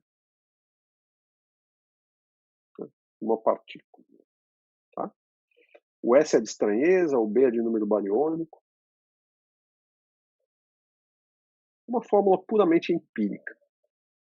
Só que essa fórmula ela vai ser entendida do ponto de vista da teoria de grupos, né? Porque a carga elétrica que está associada com o grupo U1, ela necessariamente, né, para descrever qualquer partícula, é um operador que é proporcional à matriz de identidade. É um operador diagonal. Não é que é a matriz de identidade, mas um operador diagonal, com entradas só na diagonal. O resto é tudo zero. Uma matriz diagonal. Então, necessariamente, ela vai ter que ser uma combinação linear dos geradores diagonais dos grupos, que a gente chama de... esse número de geradores é definido pelo chamado posto do grupo. Tá? Não vou entrar nesses detalhes, mas os grupos SUN, eles têm posto N-1. Então, isso significa o quê? Um grupo SUN tem N-1 geradores diagonais.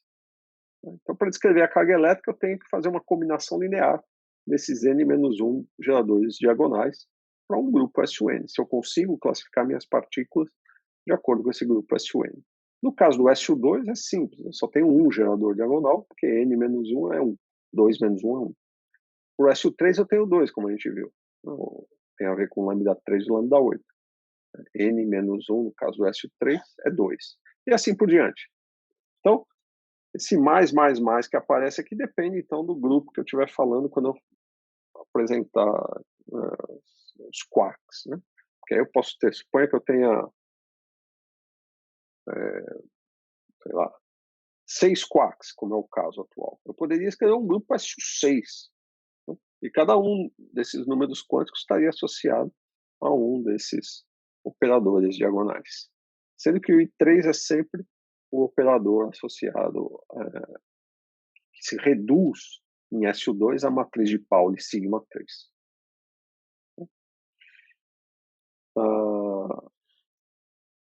E, aliás, isso daqui é interessante quando você fala da unificação das interações fundamentais, porque se você tiver um único grupo SUN, que você unifica todas as interações num único grupo de simetria, né, isso te leva automaticamente à quantização da carga elétrica. Por quê? Porque todos os seus férmions vão estar contidos em uma representação desse grupo, E os geradores diagonais desse grupo, quando eles têm traço nulo, vão implicar que a soma das cargas elétricas tem que te dar um total de 0.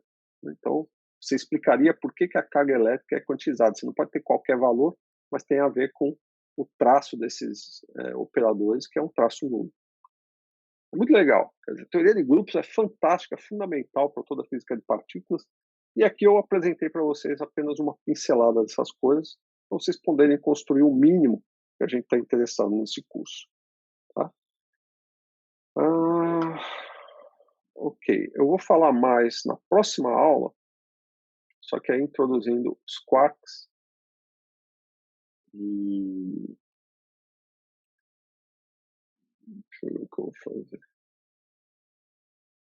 Porque eu estou sem as figuras aqui, mas eu vou apresentar as figuras que correspondem a esses isospins. E a gente vai fazer algumas brincadeiras, alguns exemplos de como trabalhar com esses isospins.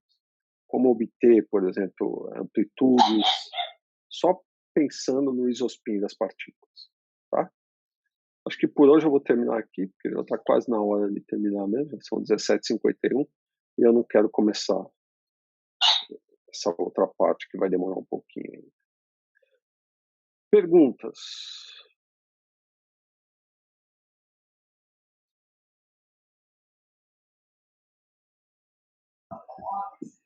Você poderia só dar uma retornada para mostrar o motivo do isospin do delta C3 meios? Do C3 meios? Eu tenho 4 partículas com massas aproximadamente iguais. Todos esses deltas têm uma massa muito próxima uma da outra. Então eu sei que eles formam um multipleto. Tá? Então, que multipleto é esse se eu tenho 4 partículas? Se eu estou falando do grupo SU2, pensando na época, né? Pensando em combinações do próton e do nêutron, que são os nucleões, as partículas de menor isospin. Então eu pensaria numa representação quarteto desse grupo. Tá? Que a gente já viu, é um produto de 3 representações do bleto com mais alguma coisa. Só por isso. Não tem como colocar, queira ou não, você tem você vai ter alguma partícula de isospin, você pode ter, né? Uma partícula de isospin 3 meios. Então, quantos estados tem uma partícula de isospin 3 meios? É que nem o caso do spin, tem 4. Tá? Como na natureza existe um conjunto de 4 partículas que tem a mesma massa, aproximadamente a mesma massa, a gente associou esse conjunto de 4 partículas ao isospin 3 meios. Assim como a gente associou o pion ao isospin 1. Todas essas são representações do grupo SU2 de isospin. Na época você podia chamar os sabores aqui, são os prótons e nêutrons. Mais tarde, a gente vai associar isso aos quarks e não aos prótons e nêutrons. Foi o que o Gell-Mann e Zweig fizeram. Mas você compreende que eu sempre posso construir, baseado em alguma simetria interna, um conjunto de estados que pode ou não representar minhas partículas. Aqui eu estou mostrando aqueles que podem. Né? Eu posso fazer, vocês já observaram que eu posso ter infinitas representações. Posso sempre fazer produtos de representação 3 com 3, barra com 3 com 3, com sexteto, com octeto. Sempre vou obtendo representações maiores. A matemática me dá isso. Mas será que necessariamente eu vou ter física, né, sendo representada por essas representações maiores? Eu acho que não. Primeiro porque essas simetrias implicariam... Primeiro você precisa ter uma simetria exata. Segundo porque o universo não tem partículas infinitas. Pelo menos não até onde a gente sabe. Então,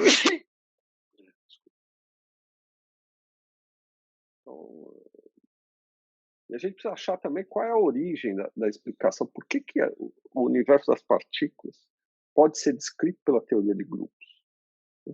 Será que existe algo maior que isso aqui? É só uma visão limitada, essa visão matemática limitada do universo das partículas? Mas tem que lembrar que nesse primeiro momento já é uma visão limitada extremamente sofisticada. Né? Não é uma visão tão trivial, mas completamente justificada dentro do arcabouço da matemática. Isso que é fabuloso. Eu tenho matemática para explicar tudo isso que eu observo. Essa matemática é a teoria de grupos. E, aliás, foi essa estrutura que deu força à teoria de grupos para explicar as partículas elementares. Essas primeiras observações de Gell-Mann, Zweig, esses japoneses. E depois disso, a gente usou teoria de grupos à torta e à direita, e hoje a gente tem toda uma descrição perfeita do modelo padrão. E a gente não duvida que uma teoria maior também tem uma estrutura de grupos, talvez ou mais sofisticada, ou mais simplificadora do que essa. Mas ainda assim, uma visão que permite ser conciso na descrição da natureza. Agora, lembra uma coisa, né? Eu tô lendo um livro bem bacana, que é um livro sobre os primórdios do cálculo diferencial integral. O nome do livro é Infinitesimal.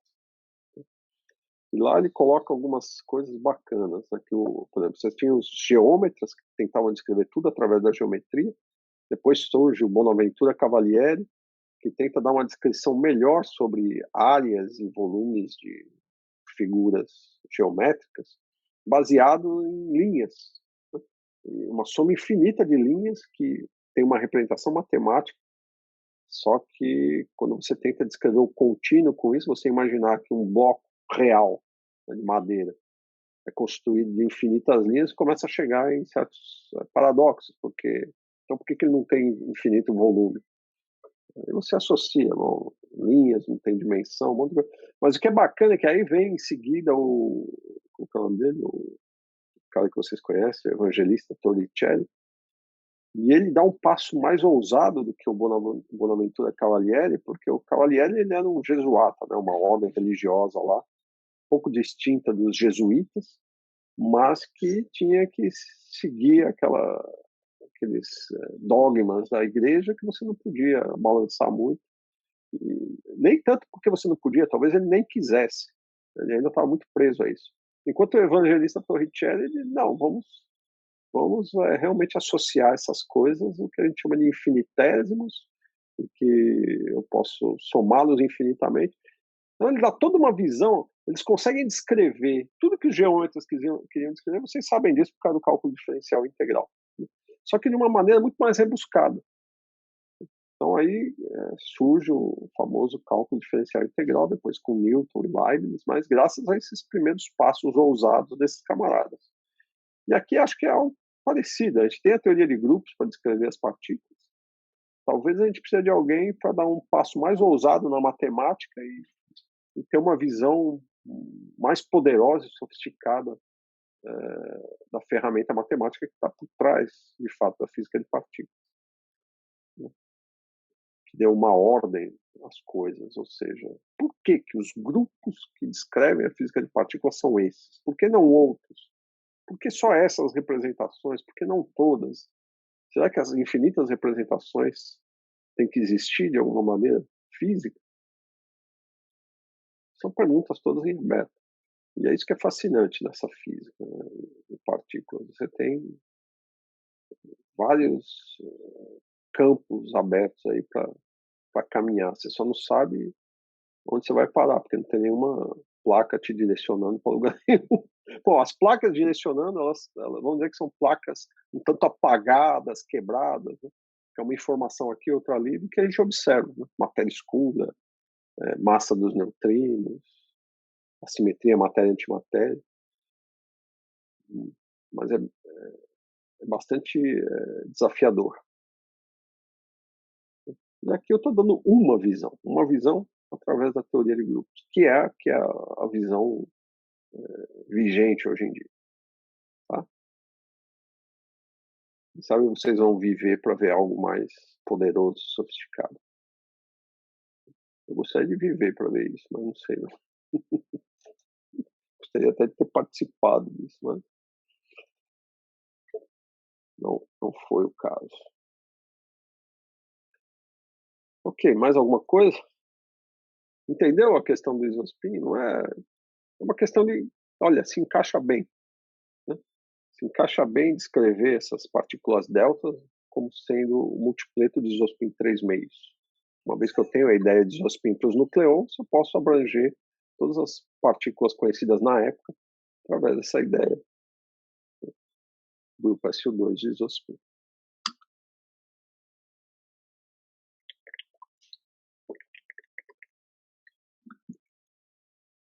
Alguma coisa a mais, pessoal? De minha parte, não. Okay. Para mim também não, professor, ficou claro. Eu sugiro que vocês brinquem um pouco com aqueles produtos de representação uma vez na vida. Talvez eu peça aquilo numa prova, produto de 3 com 3 com 3. Porque o 3 com 3 barras já fez. Então você faça primeiro 3 com 3, depois 3 com 3 com 3. Aí você escolhe se quer fazer isso usando o SO3 de sabor, ou seja, os quarks, ou o SO3 de cor, com quarks em tripletos de cor. Tá? Brinquem. Acho que vocês têm condições de fazer. Não é difícil. Vocês já viram aqui o básico, tá? Ok, pessoal. Então, até quarta-feira. Estudem, cuidem-se.